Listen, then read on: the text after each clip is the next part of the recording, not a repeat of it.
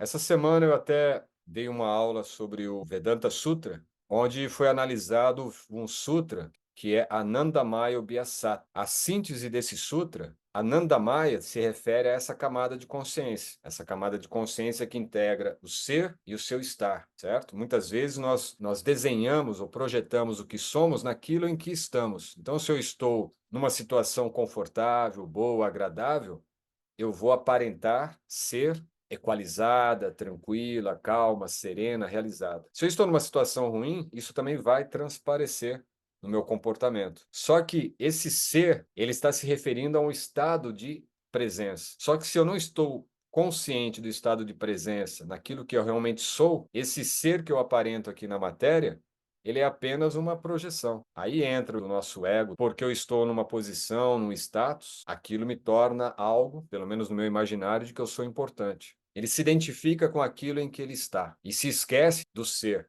E ele passa a acreditar que o ser dele é aquilo que se projeta a partir de como ele está. E se altera alguma coisa nesse estar, se de repente eu perco a minha posição, se eu perco o meu emprego, se eu perco a minha estrutura de estar aqui, isso vai afetar totalmente a minha forma de ser. Mas por que isso ocorre aqui? Porque eu não estou consciente do que eu sou antes de estar. E esse ser para estar é Anandamaya Kosha. Anandamaya Kosha se refere à nossa camada do ego, é o limiar entre o eu, a alma, e o eu presente aqui, o ego, que não é o ego psicológico, né? É o ego como individualidade, como presença individual no mundo. Então, quer dizer, se nós entendemos que essa nossa natureza ela é eternamente um estado de presença, significa que esse estado de presença que nós temos aqui no campo físico é um estado de presença transitório, porque esse estado de presença que nós temos aqui, ele está, na verdade, atravessando experiências. As experiências estão atravessando a nossa consciência, assim como os dias, as horas, né? Você pode estar parado. Quando nós estamos em meditação, do ponto de vista físico, nós estamos parados. E estando parado, um influxo de movimentos passam por nós, como pensamentos, como sensações, lembranças, devaneios, insights, e dá a impressão de que aquilo está acontecendo em algum lugar, mas não. É apenas um movimento da natureza divina, de Deus mesmo, que está se movendo.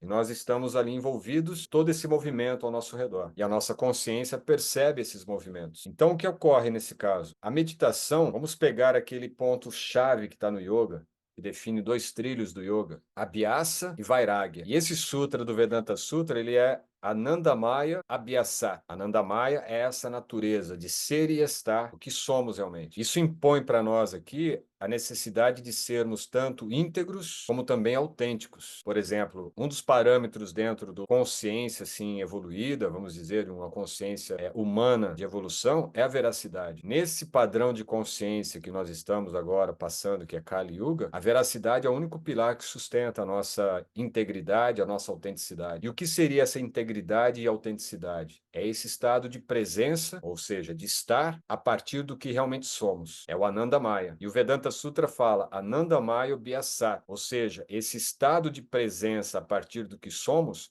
não é algo que nós vamos alcançar apenas num passe de mágica, ou apenas por estudar, ou apenas por desejar. Esse estado é alcançado a partir de abhyasa, a prática contínua. Então é uma prática isso. E se nós levamos isso para um contexto onde a meditação não seja apenas aquele momento da nossa prática diária, mas para todo o nosso dia, isso é possível a partir desse processo de abhyasa, esse processo de praticar. Por exemplo, vamos entender que o estado meditativo é um estado que te dá uma percepção de unidade com o divino. É uma sensação de paz interior, é uma sensação de prazer. O instrutor ele deveria ter, na preparação da aula, uma definição para si mesmo. O que é mais importante? O que para mim define o yoga. O que eu consigo, durante a prática da minha prática de yoga, sentir como sendo o ápice da prática. Significa o quê? O que na minha experiência com o yoga foi o ponto mais elevado, de me dar aqui aquela realização. Uau, entendi, e isso é o yoga. É maravilhoso. Então, esse ponto mais elevado é o ponto que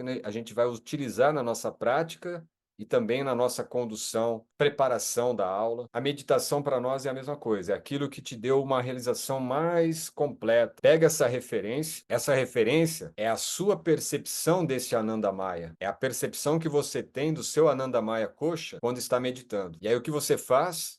Abhyasa, uma prática contínua do quê? Se voltar para esse estado de paz interior. Então vamos pensar assim: bom, quando eu medito, eu sinto paz interior. É um exemplo. Quando eu estou conseguindo manter esse estado de paz interior, mesmo quando eu estou, de repente, cozinhando, limpando a casa, indo para o trabalho, lá no meu escritório, no meu consultório, quando eu estou com a família, quando eu estou.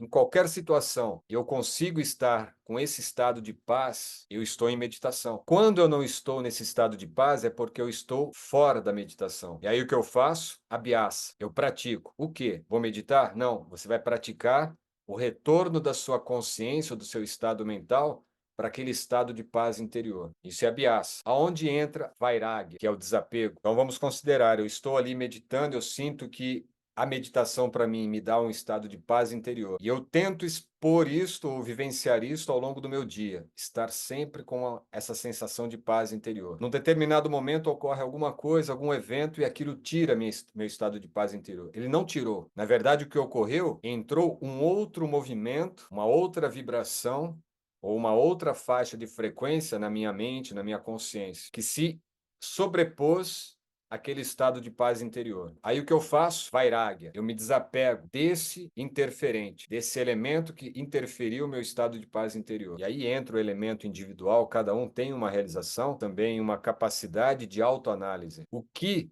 dentro da minha prática meditativa já me deu uma sensação ou uma experiência do nível mais elevado. E aí é muito pessoal, cada um tem uma experiência. E isso é importante porque cada experiência de cada um de nós define aquilo que tem de nossas particularidades e que vai incluir elementos de toda a nossa experiência humana até agora. E são esses elementos que estão dentro de nós que irão se identificar ou se conectar com aquela experiência meditativa. No caso do místico, a consciência de Ananda Maya Kosha, está tudo integrado. Ou seja, a experiência meditativa não vai ficar só no plano do ideal, não vai ser apenas no plano do emocional, independente do lugar, das circunstâncias, das condições, ele está sempre conectado com essa fonte do Ananda Maya através da prática. Abhyasa. E esse processo é sempre voltado para um olhar para dentro de si. E esse olhar para dentro de si é onde nós identificamos. São emoções que estão interferindo na minha paz ou daquele ápice meditativo que eu obtenho, porque o nosso estado natural é esse. Estamos sempre em meditação. Não como um processo, mas é um estado de consciência. Um estado de consciência que está a todo momento conectado com a fonte e experienciando todo esse movimento, todo esse desenvolvimento do nosso ser como um núcleo de consciência envolvido por esse campo de energia em movimento que é a realidade. No final das contas, isso que a gente vivencia aqui é apenas a encenação daquilo que a nossa consciência está projetando. Aí nós entramos nessa cena, entramos nesse grande evento e aqui nós começamos a tentar alterar a rota, alterar o script, alterar as coisas de acordo com a nossa identificação aqui dentro da cena, quando na verdade essa cena já foi projetada por nós. Então, se nós queremos alterar alguma coisa aqui, não é aqui, mas é lá dentro, no estado interno.